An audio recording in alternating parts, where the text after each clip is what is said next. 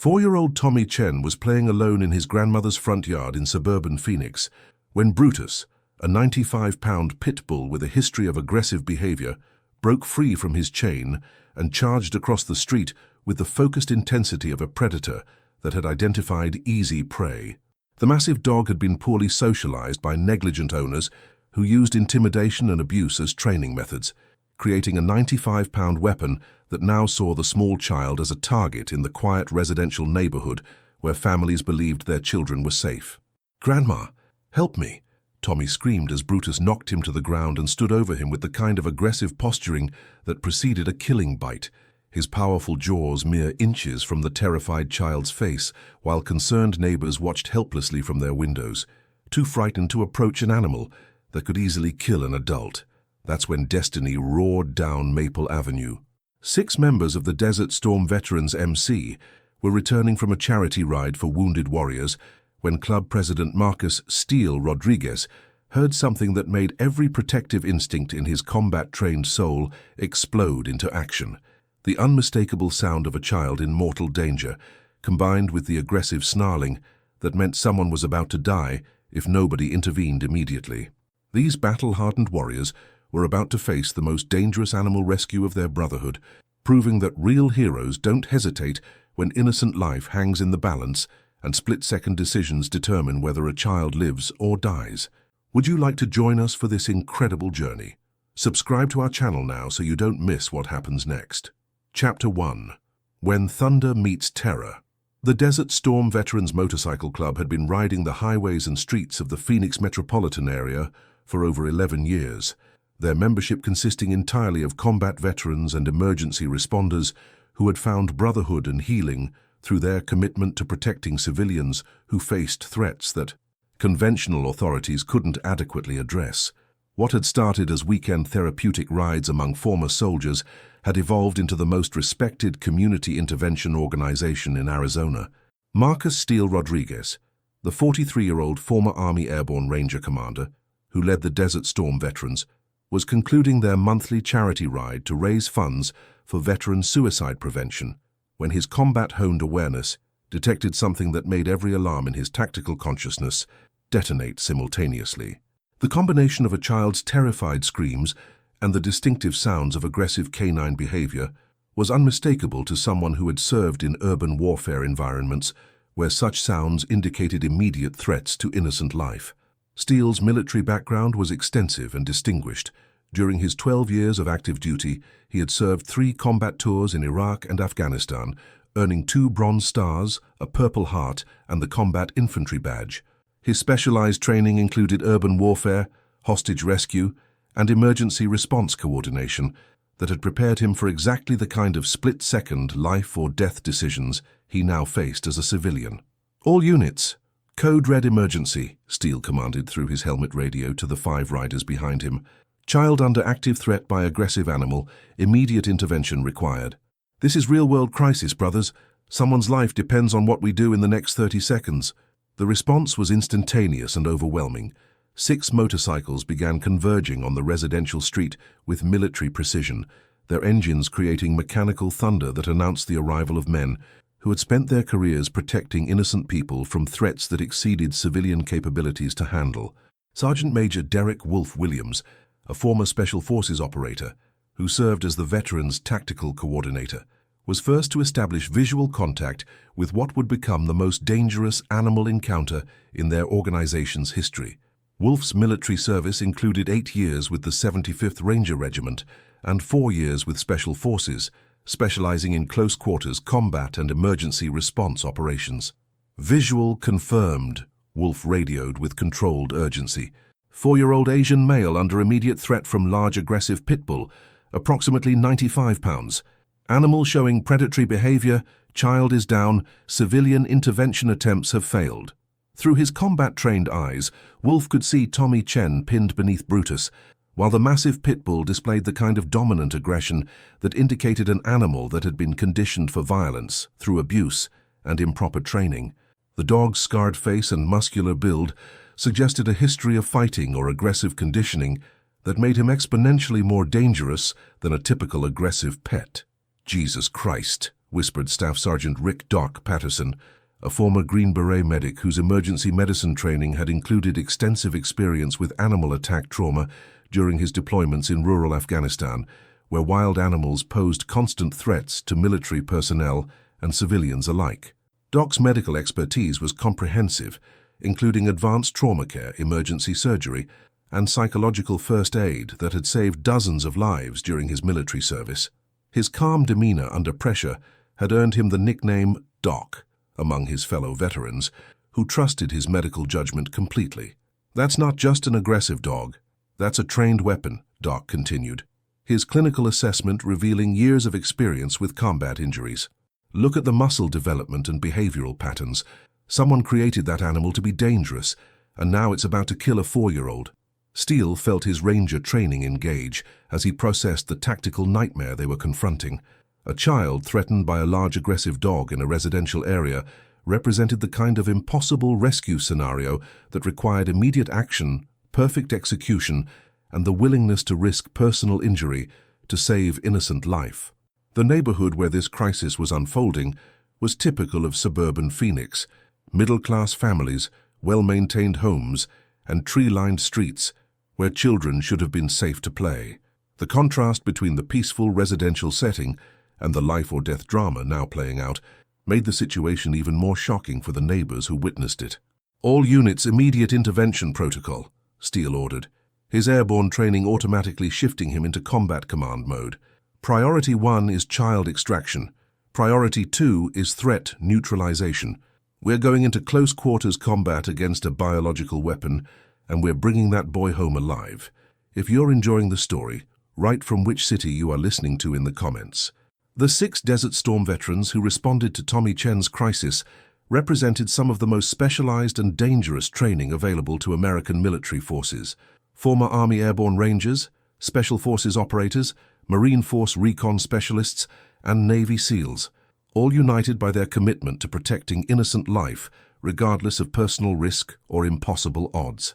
Staff Sergeant Tony "Scout" Rodriguez brought 8 years of Army Ranger reconnaissance experience to the team, including specialized training in urban warfare and tactical assessment that had kept his unit alive through some of the most dangerous operations in Iraq.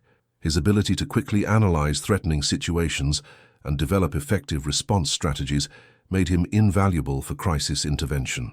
Corporal James "Phoenix" Martinez contributed his Marine Force recon background, including expertise in amphibious operations, close-quarters combat, and emergency extraction techniques.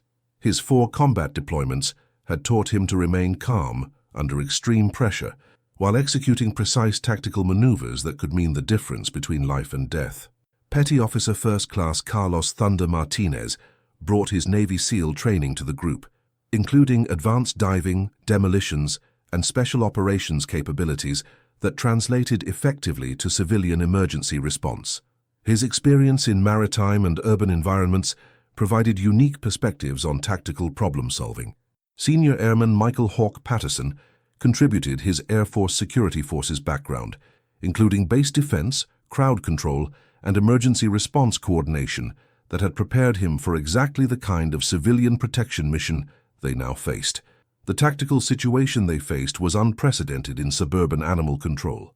Brutus represented over 95 pounds of muscle, teeth, and aggressive conditioning that had been shaped through systematic abuse into a living weapon that viewed human contact as either submission or combat opportunity. The neighborhood crisis had been building for months, as Brutus's owner, Jake Morrison, had been using intimidation and violence to train the dog while ignoring basic containment and socialization requirements. Morrison's background revealed a pattern of animal abuse and neglect that had created multiple dangerous situations before this near tragedy occurred. "That dog has been a menace to this neighborhood for over a year," reported local resident Patricia Martinez during her frantic 911 call to emergency services. "He's gotten loose before and threatened people, including children and elderly residents, but animal control keeps saying they can't do anything without a documented bite incident. Now he's going to kill that little boy." The systematic failure of traditional authorities had created conditions where a dangerous animal could terrorize an entire residential area while administrative processes prevented effective intervention until a child was actually under attack and fighting for his life. Multiple neighbors had filed complaints with Phoenix Animal Control over the past 18 months, documenting incidents where Brutus had escaped his inadequate containment and threatened residents. The complaints included detailed descriptions of aggressive behavior, poor containment conditions, and Morrison's neglectful treatment of the animal. "We've called animal control at least 12 times about that dog," reported neighborhood resident Dorothy Wilson during her police interview. "They always said they couldn't do anything unless someone actually got bitten. We've been waiting for this tragedy to happen, and nobody with authority would listen to our concerns." Staff Sergeant Tony Scout Rodriguez, a former Army Ranger whose reconnaissance training had kept him alive through multiple combat deployments, was conducting rapid tactical assessment of the threat situation, terrain features, and intervention possibilities. "Animal showing established dominance behavior over victim," Scout reported through tactical communications.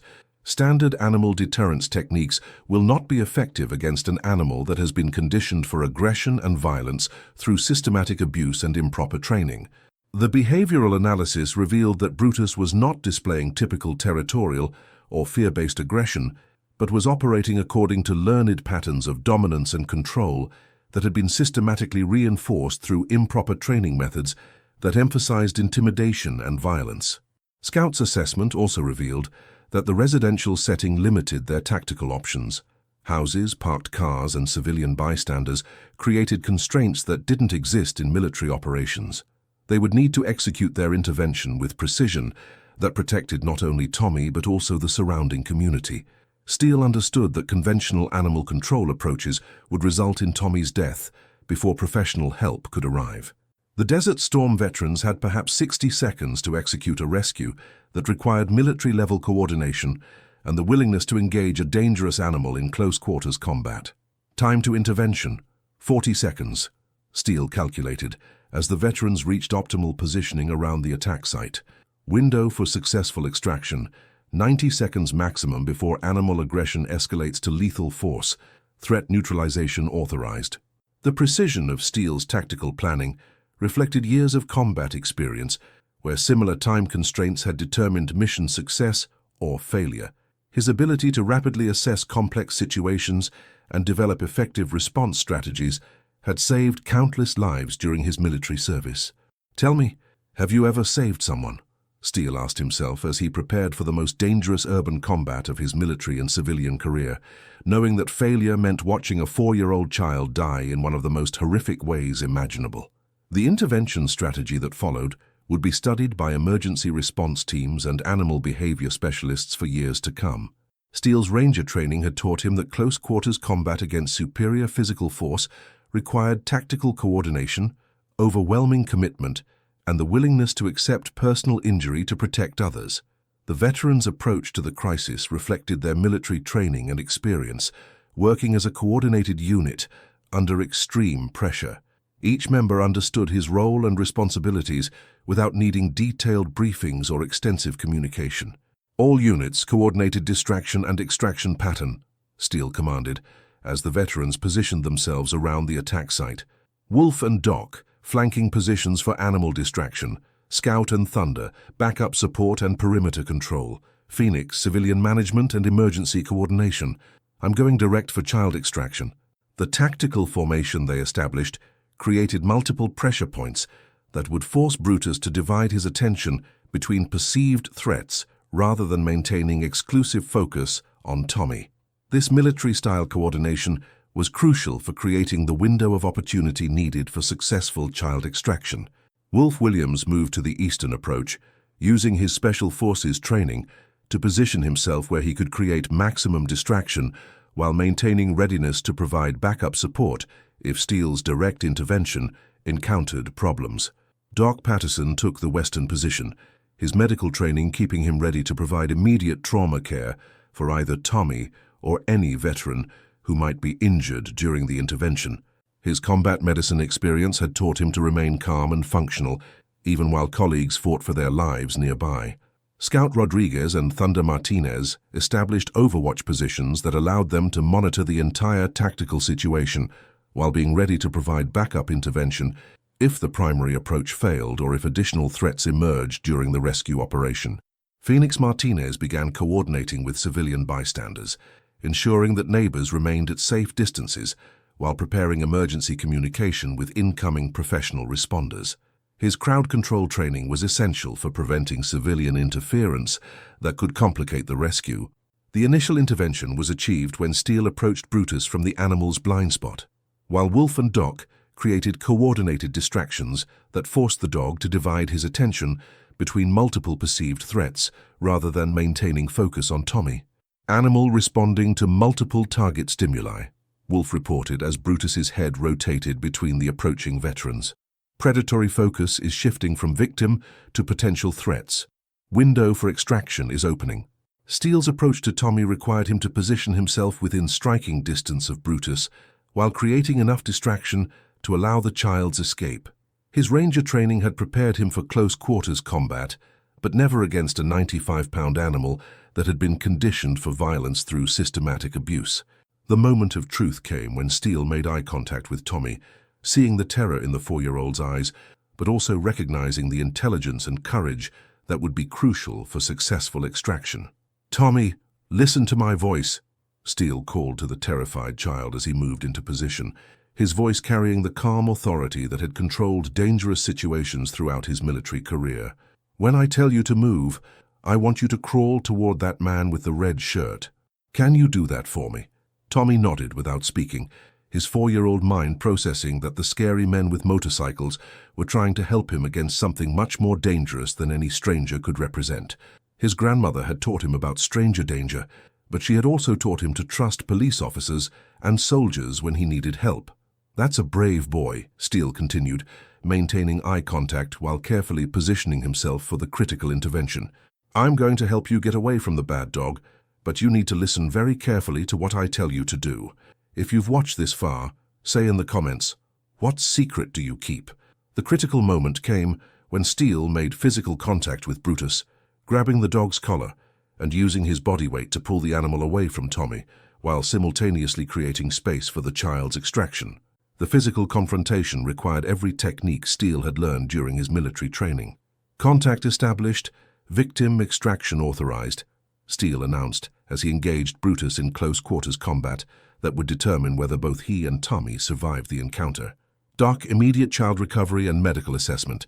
The physical confrontation between Steele and Brutus lasted only 45 seconds, but it required every technique the former ranger had learned during his military career. Brutus's conditioning made him immune to intimidation and pain, forcing Steele to use maximum force to control an animal that had been trained to never surrender. Steele's military hand-to-hand combat training provided techniques for fighting human opponents, but engaging a 95-pound animal required adapting those skills to account for different anatomy, different attack patterns, and the kind of relentless aggression that had been systematically reinforced through abuse. The struggle was intense and dangerous, with Brutus using his powerful jaws and claws, while Steele used his superior reach, tactical thinking, and combat experience to maintain control while protecting both himself and Tommy from further harm. "Threat neutralized, child secured," Doc announced as he reached Tommy and began emergency medical evaluation. "Victim is conscious and responsive, showing signs of shock, but no apparent physical trauma. Animal is contained but still showing aggressive tendencies." Doc's medical assessment was conducted with the same professional precision he had used to treat wounded soldiers in combat zones. His calm demeanor and gentle approach helped Tommy understand that he was now safe, while also providing accurate information about his condition to the other veterans. Tommy Chen was physically unharmed when Doc completed his assessment, but the 4-year-old showed severe emotional trauma from his encounter with an animal that had been specifically conditioned to dominate and intimidate through violence and aggression. "The bad dog tried to hurt me," Tommy whispered to Doc as he was carried to safety behind the protective barrier of motorcycles and veterans who had risked their lives to save him. "But you made him stop." "That's right, buddy," Doc replied gently as he continued his medical examination, his voice carrying the same calm reassurance he had used with wounded soldiers who needed to know they were safe. "The bad dog can't hurt you anymore. You're safe now." Doc's medical training included pediatric emergency care, and he understood that Tommy's psychological trauma might be more significant than any physical injuries. His approach emphasized reassurance and calm communication that would help the child process what had happened to him. The civilian response to the rescue was immediate and overwhelming. Neighbors who had been paralyzed by fear during the attack emerged from their homes to thank the veterans and provide witness testimony about the incident they had observed. "Those men saved that little boy's life," reported neighborhood resident Dorothy Wilson to arriving police officers. "That dog would have killed him if those bikers hadn't shown up when they did. We were all too scared to help, but they didn't hesitate to fight that animal." The witness testimony was crucial for documenting the legitimacy of the veterans' intervention and the immediate threat that had justified their use of force against Brutus. Multiple neighbors provided detailed accounts that confirmed the danger Tommy had faced. "I was watching from my kitchen window when that dog broke loose," reported neighbor Michael Chen, no relation to Tommy. "It ran straight across the street and knocked that little boy down. I wanted to help, but I was afraid the dog would attack me too. Those veterans risked their lives to save someone they didn't even know." If you're enjoying the story, write from which city you are listening to in the comments. The emergency response that followed brought paramedics, police, animal control, and child protective services to assess the situation and ensure that Tommy received appropriate medical care while documenting the circumstances that had led to the attack. The first police officer to arrive was Sergeant Maria Gonzalez, a 15-year veteran of the Phoenix Police Department whose experience included animal control support and community crisis response. Her professional assessment would be crucial for determining how the incident was officially classified and whether the veterans faced any legal consequences for their intervention. "Sir, I need to understand exactly what happened here," Sergeant Gonzalez announced to Steele as she began documenting the scene and interviewing witnesses. "You've intervened in an animal attack situation, and I need detailed statements about your actions and the justification for intervention." Steele's response demonstrated the same professional competence that had characterized his military service. His detailed briefing covered the tactical assessment, decision-making process, and intervention techniques that had resulted in Tommy's rescue and Brutus's neutralization. "Sergeant, that animal was systematically threatening a 4-year-old child in a residential area where civilian intervention was not possible," Steele explained with calm authority. "We assessed the situation, determined that conventional intervention would not be effective given the time constraints and threat level, and used appropriate force to protect innocent life."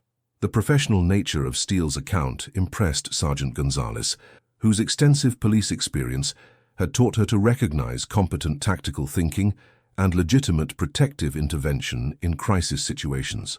Steele's military bearing and precise communication clearly indicated someone with extensive training and experience in emergency response. "These gentlemen acted exactly as they should have," Sergeant Gonzalez would later report to her supervisors. "They assessed a life-threatening situation, used appropriate force to protect a child, and cooperated fully with our investigation. Their intervention prevented what would almost certainly have been a fatal attack." Detective Sergeant Carlos Martinez arrived 30 minutes later to conduct the formal investigation that would determine whether criminal charges would be filed and how the incident would be officially classified for legal and insurance purposes. Tommy's grandmother, Eleanor Chen, arrived at the scene 20 minutes after the incident, having been contacted by neighbors who had witnessed the attack and rescue.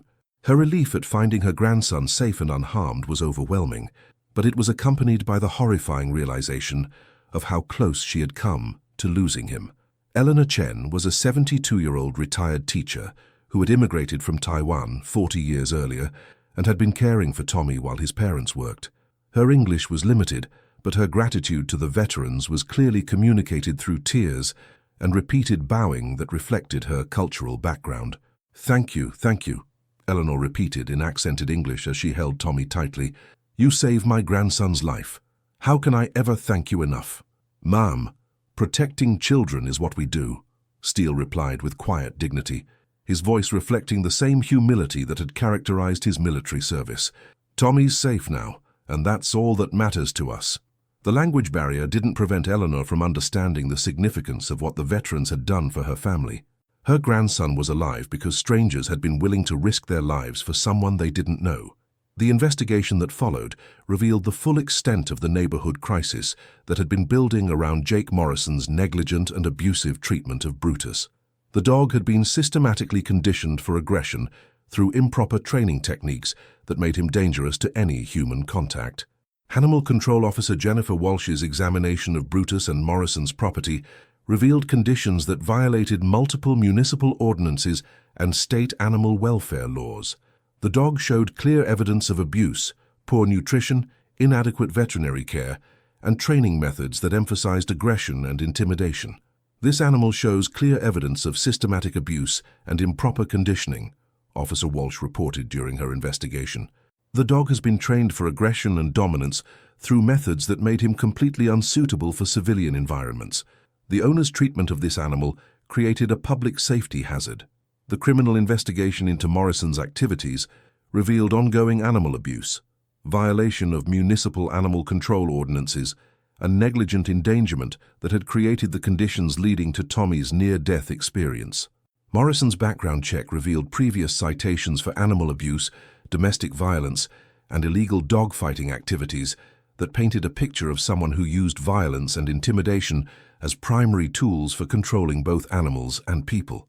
Mr. Morrison's treatment of this animal created a public safety hazard that endangered the entire neighborhood, reported Assistant District Attorney Robert Martinez during the preliminary hearing. His negligence and abuse directly led to a situation where a 4-year-old child nearly died. But for the Desert Storm veterans, the legal vindication was secondary to the knowledge that they had saved a child's life and demonstrated that their military training could be effectively applied to civilian protection in ways that conventional authorities couldn't match. The incident had also reinforced their sense of brotherhood and purpose that had brought them together as veterans seeking meaning and healing in civilian life after their military service ended. "Tell me, have you ever saved someone?" Tommy's parents asked each veteran when they arrived at the hospital, tears streaming down their faces as they realized how close they had come to losing their son to an attack that authorities had been unable to prevent. Chapter 1. Character Count, 35,000. Chapter 2. The Brotherhood's Mission. 8 months after the Desert Storm, veterans had saved Tommy Chen from Brutus's attack. The Phoenix neighborhood had transformed from a community living in fear of aggressive animals into one of the safest family areas in Arizona, with the veterans establishing comprehensive safety programs that addressed not just animal threats, but various forms of community security that had attracted families from throughout the Southwest who wanted to live in an environment that prioritized child protection and neighborhood security. Steele Rodriguez sat in the Chen family living room in their modest ranch-style home on Maple Avenue, reviewing the latest community safety statistics, while 4-year-old Tommy played with toy motorcycles on the carpet nearby, recreating the rescue that had saved his life with the kind of innocent heroism that only children could imagine. The living room walls displayed photographs from the past 8 months, images of Tommy with his veteran uncles, community safety events, and the transformation that had grown from his rescue. The Chen family home had become a second headquarters for the Desert Storm veterans, with regular strategy meetings held around the dining room table, where Eleanor Chen served tea and homemade dumplings to the men who had saved her grandson's life. The cultural exchange between the Chinese-American family and the predominantly Hispanic and Anglo veterans had enriched both groups and strengthened their bonds. The neighborhood crime statistics continue to exceed every projection we established, Steele reported to Tommy's parents, David and Linda Chen, as he studied the latest law enforcement data from the Phoenix Police Department. Violent crime is down 92%, property crime has decreased by 84%, and emergency response coordination has improved dramatically since we established the Community Safety Network. The transformation of their neighborhood had been documented by the Phoenix Police Department, Arizona State University criminologists, and federal agencies studying innovative approaches to community safety. The data showed measurable improvements that exceeded typical crime reduction programs. Tommy looked up from his toys and smiled at Steele, their bond having evolved from rescuer and victim into something deeper. Steele had become his protective father figure and mentor, while Tommy had provided Steele with the sense of family and purpose that had been missing since his military discharge 7 years earlier. "Uncle Steele, can we practice safety skills today?" Tommy asked with the enthusiasm that only children brought to learning new things. His vocabulary had expanded to include terms like situational awareness and emergency response, concepts that most 4-year-olds never encountered. "Of course, buddy," Steele replied, his voice carrying the gentle affection that surprised people who knew his combat background. "We'll work on recognizing dangerous situations and getting help from good adults." The relationship between Tommy and the Desert Storm veterans had grown far beyond the dramatic rescue that had brought them together.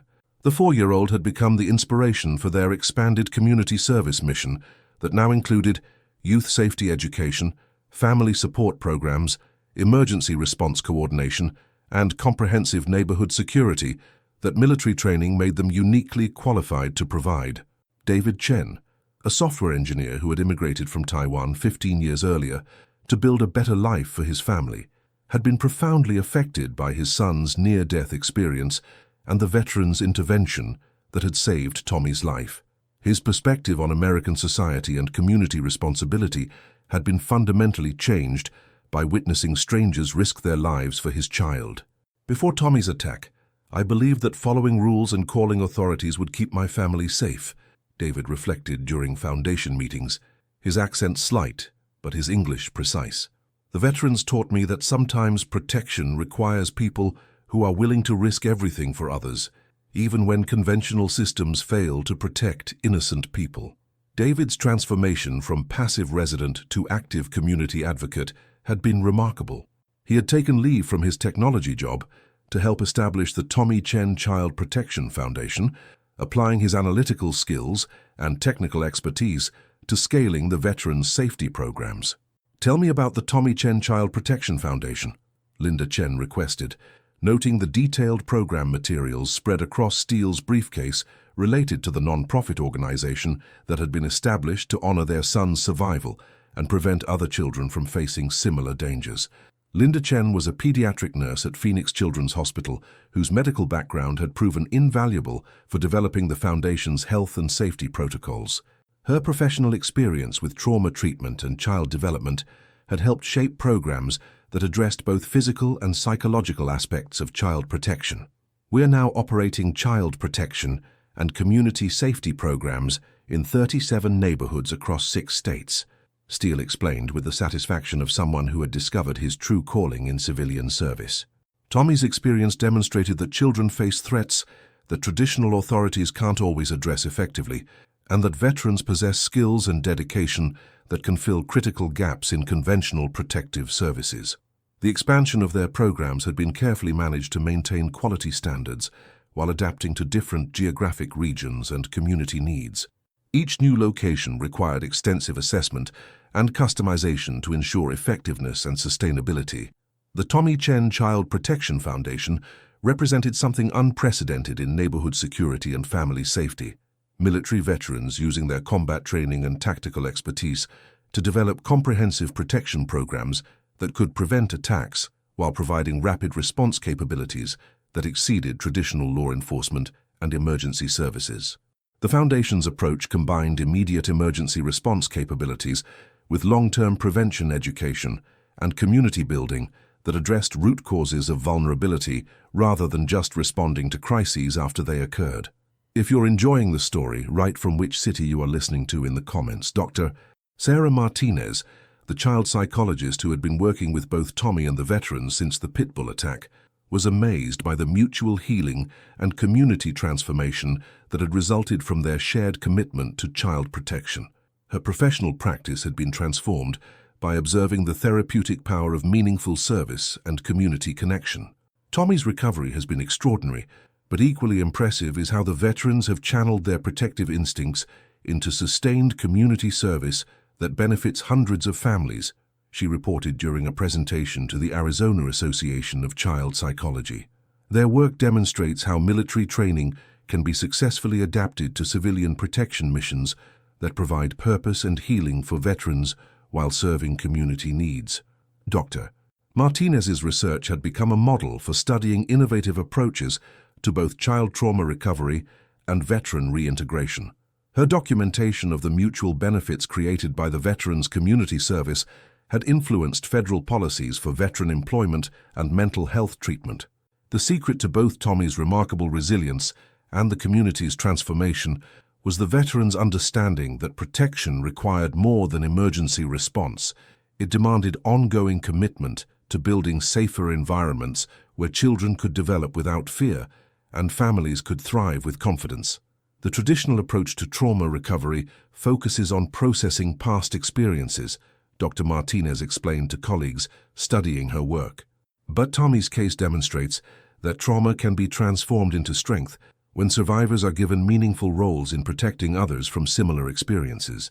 Dr. Martinez's research had documented measurable improvements in Tommy's social development, emotional regulation, cognitive growth, and leadership abilities that correlated directly with his integration into the veteran's extended family structure and his role as a symbol of hope for child protection advocacy.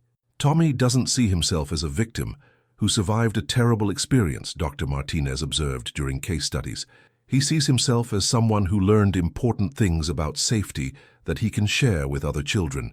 That transformation from victim to protector has been crucial for his healing.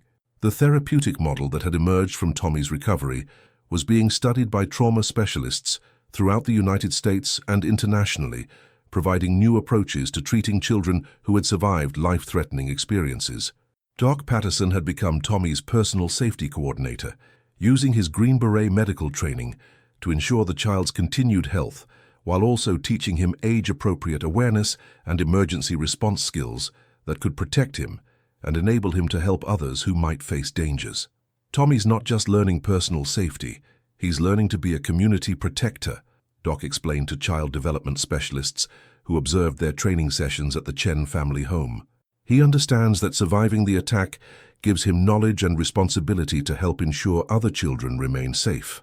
The safety education that Tommy received was carefully adapted for his developmental stage, but it included real skills that could save lives if he or other children encountered dangerous situations in environments where adult protection wasn't immediately available.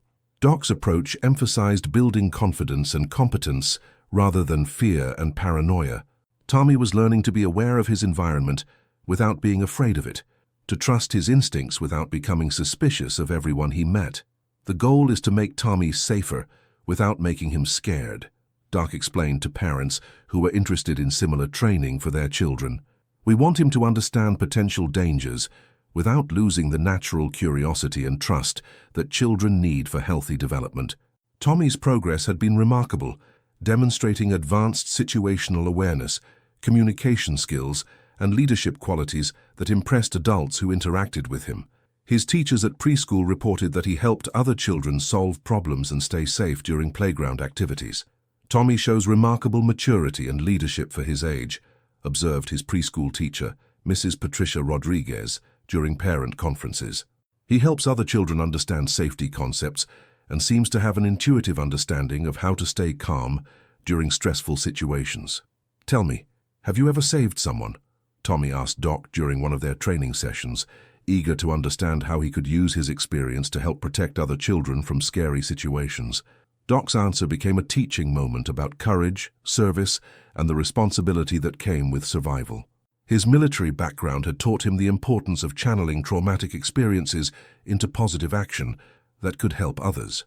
I've helped many people during my military service and with the Desert Storm veterans, Doc explained, his voice carrying the gentle patience that he used with all the children in their programs. But the most important lesson I've learned is that protecting people starts with caring about them and being ready to help when they need it most. Doc's medical expertise had been crucial for developing age-appropriate safety training that built skills without creating anxiety. His understanding of child development, combined with his combat experience, allowed him to create programs that prepared children for real dangers without overwhelming them psychologically. If you've watched this far, say in the comments, what secret do you keep? Wolf Williams had applied his Special Forces training to developing Tommy's situational awareness and threat recognition abilities, teaching him advanced techniques for identifying potentially dangerous situations and responding appropriately that went far beyond typical child safety education. Tommy faced an ultimate predator threat and survived because good adults intervened at the right moment, Wolf explained to education conferences throughout Arizona and neighboring states. Now he's learning skills that could help him avoid other dangerous situations and possibly help him protect other children who might need assistance. Wolf's military background included specialized training in human behavior analysis and threat assessment that translated effectively to civilian safety education. His ability to recognize dangerous patterns and teach others to do the same had proven invaluable for community protection programs. Wolf's approach to Tommy's education combined practical safety skills with confidence building that emphasized the child's intelligence and courage rather than his victim status. Tommy was learning to see himself as a survivor and protector rather than someone who needed constant protection. Children are naturally observant, Wolf explained to parents who attended their training workshops. We're teaching them to use that natural awareness in ways that can keep them safe and help them protect their families and friends. Tommy's awareness skills had developed to levels that impressed professional security experts, but more importantly, he had gained the kind of calm confidence that could help him make good decisions under pressure and provide leadership when other children were frightened or confused. The training sessions between Wolf and Tommy had become popular demonstrations for other families who wanted to understand how military expertise could be adapted to child safety education. Wolf's patient teaching style and Tommy's enthusiastic participation showed that advanced safety concepts could be taught to young children without creating fear or anxiety. Scout Rodriguez had channeled his Army Ranger training into developing Tommy's observation and communication skills, teaching him to recognize and report suspicious activities that might indicate threats to community safety. Tommy learned about dangerous situations through direct experience, Scout explained to youth development professionals studying their programs. Now we're teaching him to use that knowledge to help protect his community by being aware of his environment and understanding how to get help when something seems wrong. Scout's reconnaissance training had taught him to notice details and patterns that others missed, skills that were highly applicable to civilian safety and crime prevention. His ability to teach these concepts to children had proven surprisingly effective. The observation skills that Tommy developed were applicable far beyond personal safety. He was learning to approach social situations, academic challenges, and family responsibilities using systematic thinking and environmental awareness that would benefit him throughout his life. Tommy notices things that other children miss, his grandmother Eleanor observed during family meals with the veterans. He can tell when someone is upset or when something is different in the neighborhood. It's like he has special powers. The special powers that Eleanor described were actually the results of systematic training in observation and analysis that Scout had adapted from military reconnaissance techniques. Tommy was learning to process information about his environment in ways that enhanced both his safety and his ability to help others. Phoenix Martinez had established a comprehensive youth safety education program that taught children throughout the region practical skills for avoiding and surviving various types of dangerous encounters while building their confidence and sense of community responsibility. Children like Tommy face threats that adults don't always anticipate or prepare them for, Phoenix explained during presentations to school districts throughout Arizona. Our program teaches children practical skills for recognizing and responding to dangerous situations, while also building the community awareness that helps protect everyone. Phoenix's Marine Force recon background had included training in diverse environments and situations that required adaptability and creative problem-solving. These skills translated effectively to developing safety education that could address various types of threats that children might encounter. The youth education program included age-appropriate instruction in threat recognition, emergency communication, basic safety techniques, and coordination with adult protective networks that could provide immediate assistance when children encountered situations beyond their capabilities. The program had grown from serving Tommy and a few neighborhood children to operating in over 40 schools throughout Arizona, reaching thousands of children annually with safety education that combined practical skills with confidence building and community awareness. Tommy had become the program's primary student demonstration model, helping other children learn safety skills while showing that surviving frightening experiences could make someone stronger and more capable rather than more fearful. His participation in educational presentations throughout Arizona had inspired thousands of children to take safety education seriously. When Tommy tells other kids about staying calm and trusting good adults during emergencies, they listen because he's actually survived something terrifying, Phoenix observed during program evaluations. He's living proof that children can be brave and smart when they understand how to protect themselves and help others. The success of Tommy as a student teacher had been unexpected, but proved crucial for the program's effectiveness. Children related to him in ways they couldn't with adult instructors, and his enthusiasm for safety education made learning fun rather than frightening. If you're enjoying the story, write from which city you are listening to in the comments. Thunder Martinez had developed a specialized family safety program that taught entire families how to create more secure home environments while developing emergency response capabilities that could protect all family members during various types of crises. Tommy's family learned about dangerous animal threats the hard way when their son was attacked by an animal that the authorities couldn't control, Thunder explained to community organizations throughout the Phoenix metropolitan area. Our program helps families develop the knowledge and skills they need to protect themselves while also contributing to broader community safety. Thunder's Navy SEAL training had included extensive work in maritime and urban environments where family units needed to function as protective teams. His expertise in small unit tactics adapted well to family safety education that treated households as protective teams.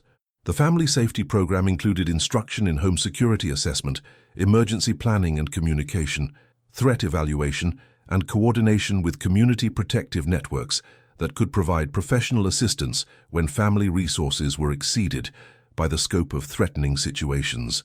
The goal is to make every family a protective unit that can keep its members safe while also contributing to neighborhood security, Thunder explained to parents who participated in the program. Military families understand this concept naturally, but civilian families can learn the same principles.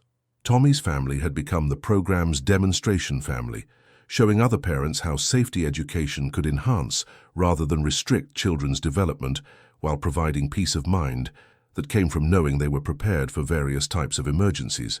The Chen family's transformation from victims of circumstance to advocates for community safety had been remarkable. David and Linda Chen had become effective teachers and coordinators who helped other immigrant families understand American approaches to community safety and civic participation. Hawk Patterson had expanded his military intelligence background to develop a comprehensive neighborhood security monitoring program that identified and addressed various types of threats before they could harm children, elderly residents, and other vulnerable community members. Tommy's attack occurred in a neighborhood where a dangerous animal had been threatening residents for months, but existing systems couldn't address the problem before it became a tragedy, Hawk explained to municipal officials throughout Arizona. Our monitoring program helps communities identify and resolve potential threats before they can harm innocent people. Hawk's Air Force Security Forces training had included base defense and perimeter security that translated effectively to residential neighborhood protection. His ability to analyze patterns and identify emerging threats had prevented numerous incidents throughout their service area. The security monitoring program included regular threat assessments, community liaison activities, coordination with law enforcement and animal control agencies, and rapid response capabilities that could address problems that exceeded traditional municipal service capabilities. We use military intelligence techniques to identify patterns that might indicate emerging threats to community safety, Hawk explained to law enforcement officials who had adopted elements of their approach. Early identification allows intervention before situations become dangerous to residents. The program had identified and resolved dozens of potential threats throughout the Desert Storm Veterans Service area, preventing conditions that could have led to attacks on children, elderly residents, and other vulnerable community members. Tell me, have you ever saved someone? Tommy asked during family safety presentations, encouraging other children to understand their role in keeping their families safe and helping their communities become better places for everyone to live. If you've watched this far, say in the comments, what secret do you keep? The annual Tommy Chen Day celebration had become the largest family safety event in Arizona, bringing together thousands of families who had been touched by Tommy's story or the Desert Storm Veterans community safety programs. The event commemorated not just his rescue from Brutus, but the ongoing work that had grown from that terrifying afternoon.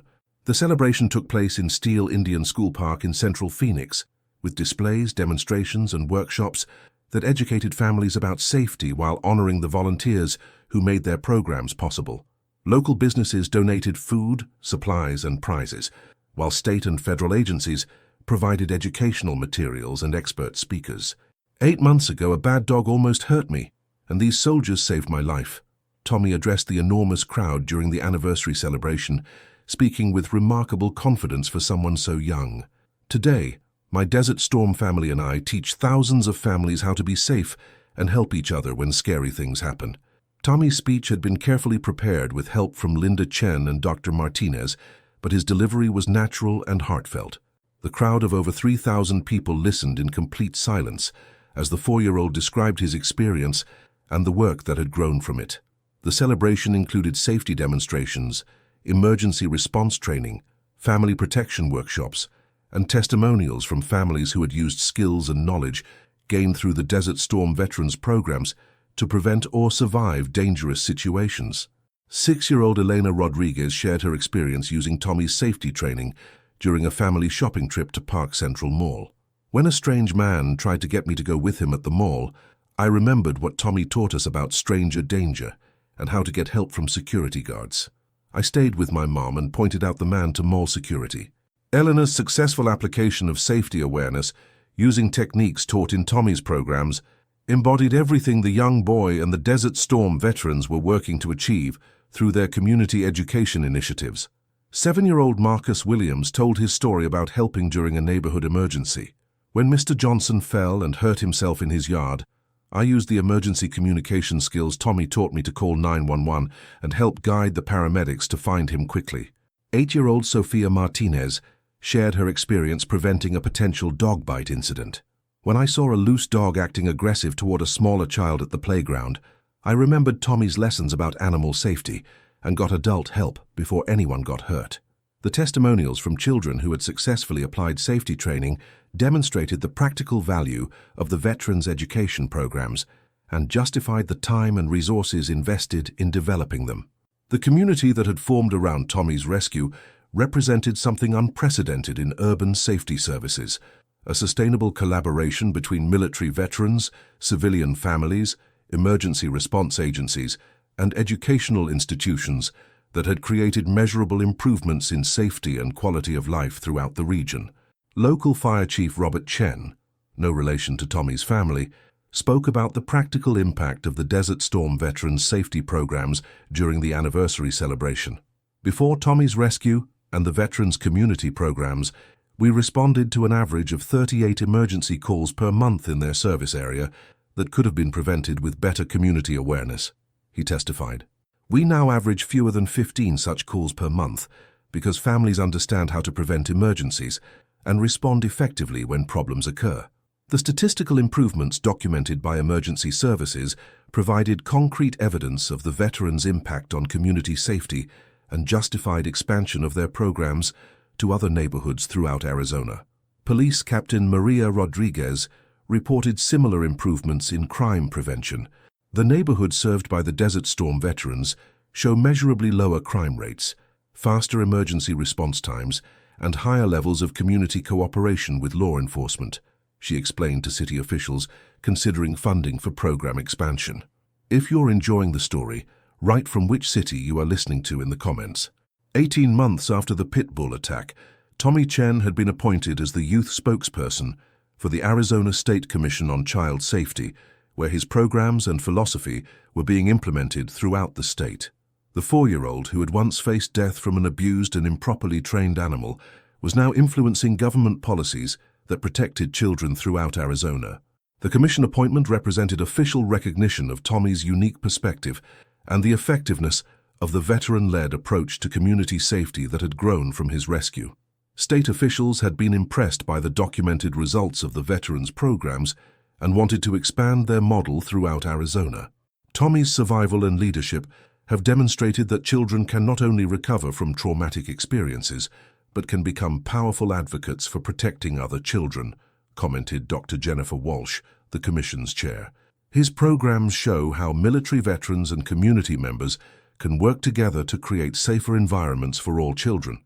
Dr. Walsh's background as a child psychologist and former state legislator made her uniquely qualified to assess the veterans' programs and their potential for statewide implementation. Her endorsement carried significant weight with other government officials. Tommy's first recommendation to the Commission was the establishment of state funding for community-based safety programs that combined veteran volunteer services with professional child protection and family support services. His proposal was based on documented results from the Desert Storm veterans programs rather than theoretical approaches to child safety. Tommy's presentation to the Commission was remarkable, Dr. Walsh recalled during legislative hearings. He spoke with clarity and conviction about the need for community-based safety programs that addressed real threats to children rather than bureaucratic approaches that failed to protect vulnerable populations.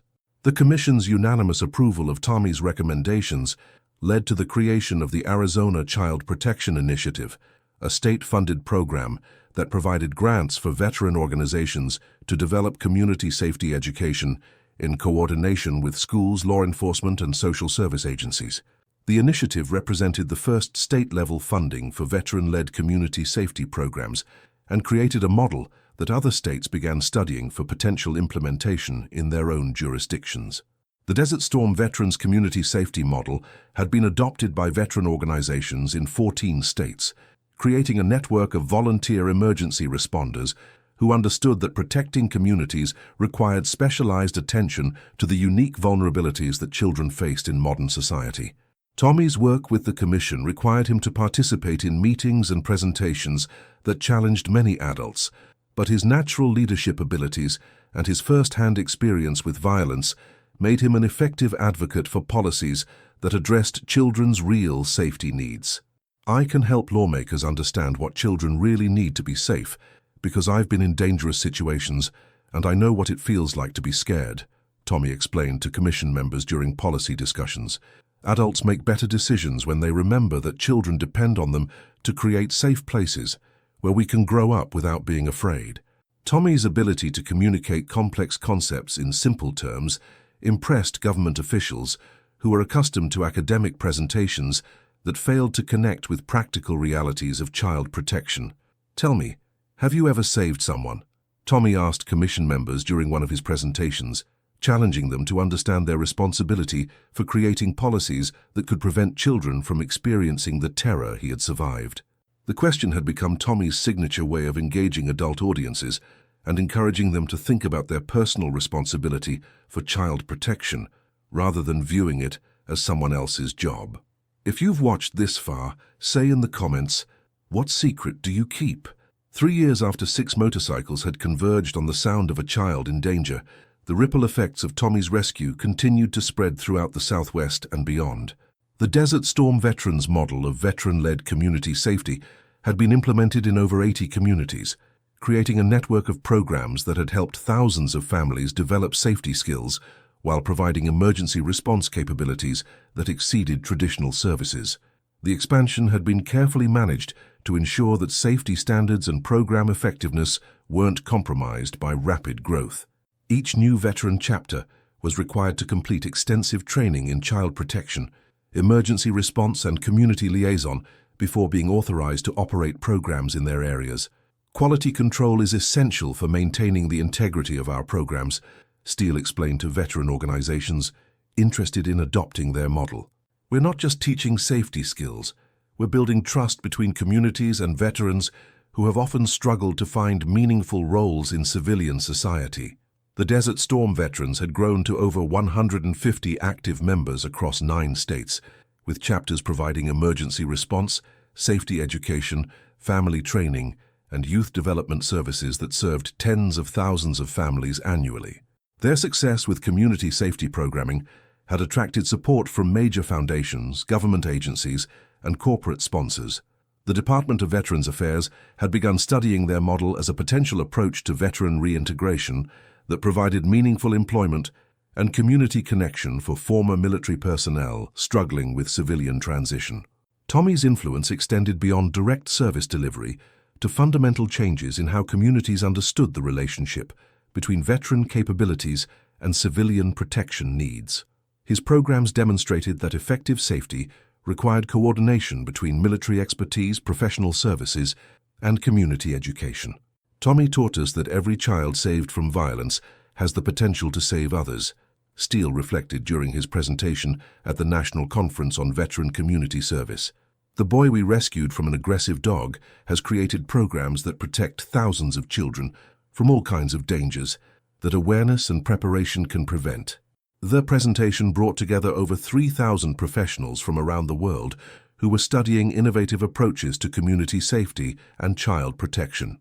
Tommy's story and the Desert Storm Veterans programs had influenced safety policies in 12 countries dealing with similar issues. Tommy, now 6 years old and serving as the Desert Storm Veterans Director of Youth Safety Education, had been chosen to address the national conference. His transformation from terrified victim to confident advocate represented the kind of growth that effective support and meaningful activity could inspire. 3 years ago, I almost got hurt by a bad dog because nobody taught me how to be safe, Tommy told the national audience with remarkable composure for his age. Today, my Desert Storm family and I work every day to help families learn how to protect each other and make communities where children can be safe and happy. Tommy's presentation at the national conference included specific examples of children who had successfully used safety training to avoid dangerous situations, families who had protected themselves using skills learned through veterans programs, and communities that had developed comprehensive safety networks that prevented tragedies.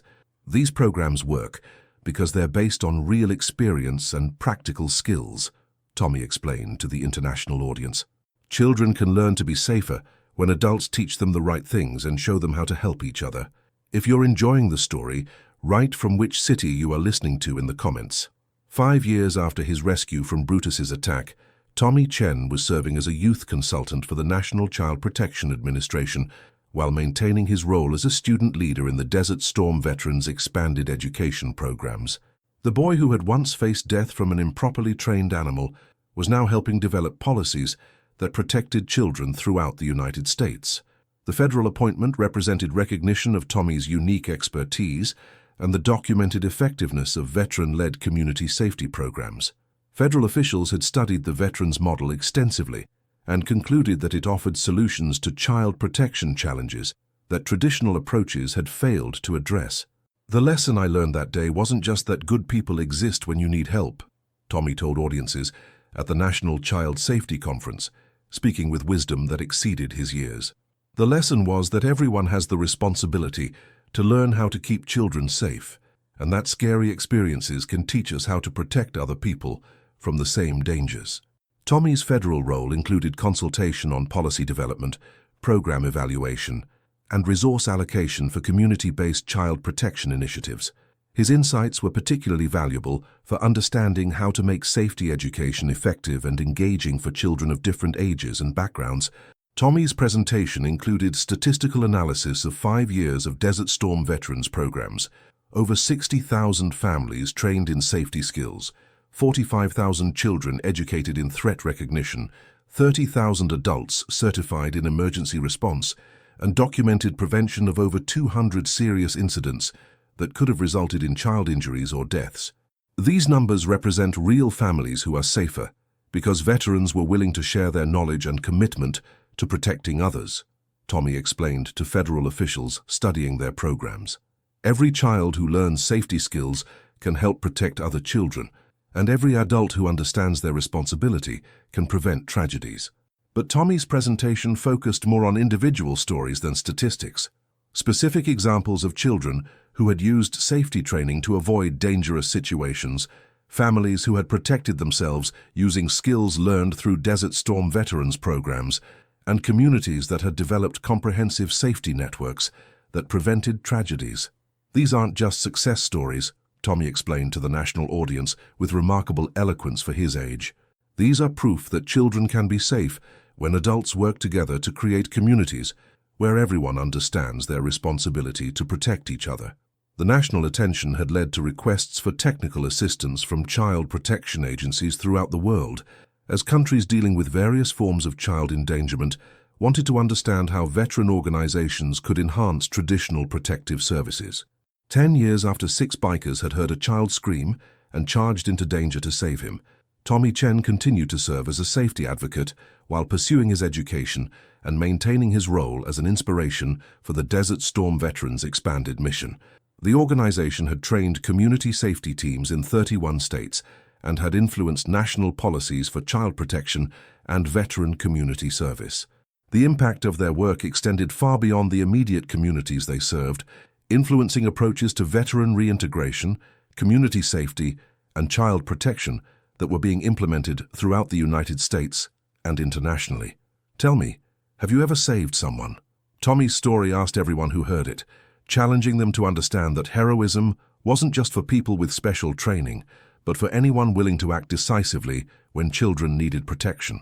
The question had become a rallying call for their movement, encouraging individuals to see themselves as potential protectors rather than passive bystanders when others needed help.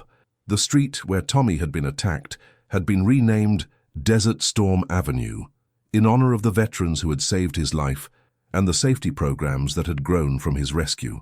A memorial garden commemorated the transformation from near tragedy to triumph that had defined their community's experience.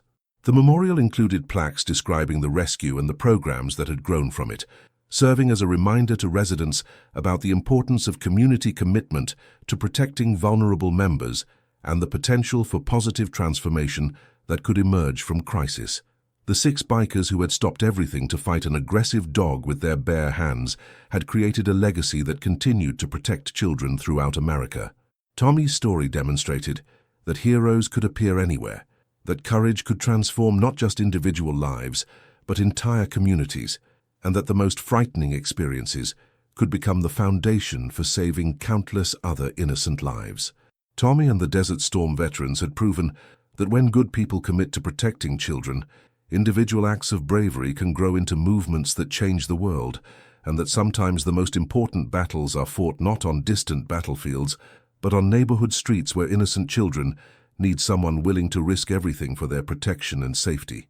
Their work had created a new model for veteran community service that provided meaningful employment and purpose for former military personnel, while addressing critical needs for community safety and child protection that traditional systems had failed to meet effectively.